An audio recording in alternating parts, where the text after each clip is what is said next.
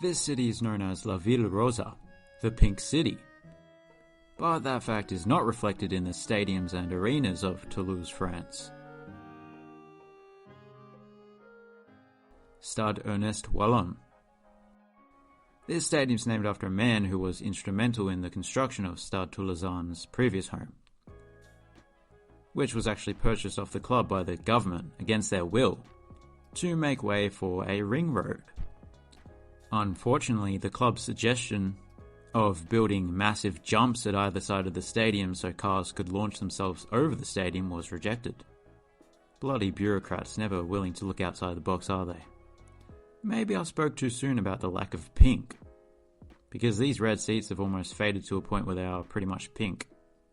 The red colour scheme of course represents the stadium's primary tenant, who are the biggest rugby club in town.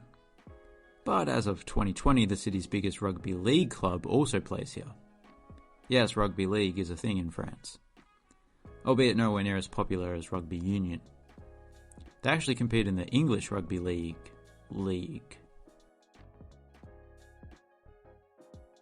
Palais de Sport André Brewer.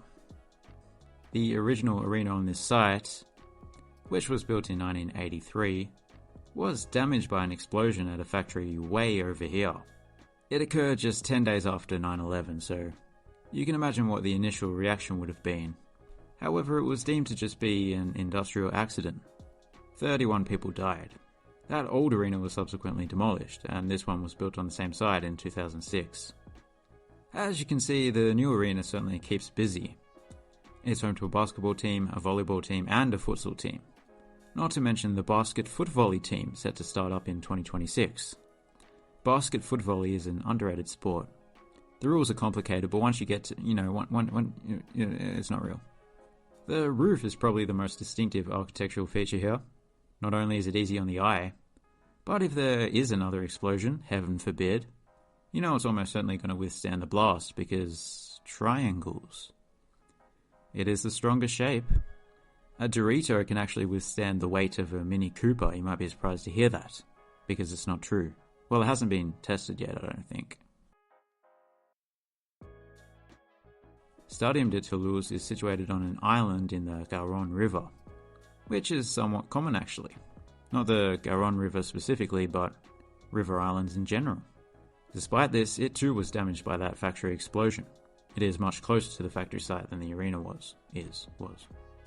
But the stadium didn't have to be rebuilt, just repaired. It is nicknamed Little Wembley. This is due to its resemblance to the old Wembley Stadium. It has had a very similar design for most of its existence. Here you see an illustration from 1939. But a renovation prior to the 1998 World Cup modernised it extensively. It also hosted matches at the 2007 Rugby World Cup, so every stadium of note in this city has a rugby history of sorts. Here you see a match between New Zealand and Namibia. Gee, I wonder who won that match. Oh, 108-13. That's an Australian rules football score. Speaking of Australia, Namibia went down 142-0 to Australia in the previous World Cup. Poor Namibia, or Nambia as some people call it. Speaking of pink, Zenith de Toulouse Metropole is where Pink performs when she visits the city. It's by far the biggest arena in town, however, as you can probably tell by looking at the seating layout, it was not designed for sports, and so it's not home to any sports clubs. It does look like a rather nice music venue though, and I'm sure it could host basketball or tennis if a venue with a larger capacity were required. Palais de Sport does the job for now though. Stade de Minimes. I don't sprekens the French, but at first I assumed that minima means minimal or small. And it is indeed a very small stadium. However, it is actually named after the district in which it's located. But yes, it does mean smallest. So the fact that it too is rather small was just serendipitous. Ever since it opened in 1937, this has been a rugby league ground. It was the home of the rugby league club I mentioned earlier, but currently just a semi-professional club called the Broncos plays here. There were plans to expand the stadium so that Toulouse Olympique could continue to play here, even when they are in the Super League. But as you saw, they just moved into Stade Ernest Wallen instead, which is a ground that meets the league's requirements but does look rather empty on game day, as they average around 3,000 or 4,000 per match, which would be close to a sellout here. But I can understand why they moved. Situated in the western outskirts of the metropolitan area, in a town called Colomiers, is Stade Michel Bonduchou, another bloody rugby stadium. Rugby union, to be clear. This club's currently competing in the second tier of French rugby. Speaking of second tiers, the upper deck of this stand here seems like the place to be. It's situated right on top of the field of green. Up here, there's nothing that can't be seen. If you're asking me, then I'd say oui. Sorry, I have spontaneous rap disorder, commonly referred to as SRD. The medication usually takes care of it, but sometimes outbreaks do occur. As you may infer, let's just, nice ground, but let's just move on to the honourable mentions. Complex Sportif Capitani is home to the biggest football club in Colomiers, like round ball football. There's also a little track and field stadium next door.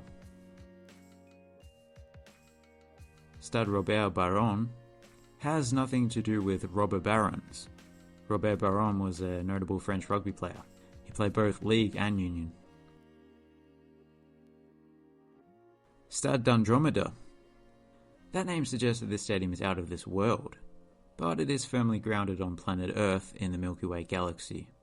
Who knows, maybe there is a planet Earth within the Andromeda galaxy where everything's the same, except Toulouse is in Scotland for some reason.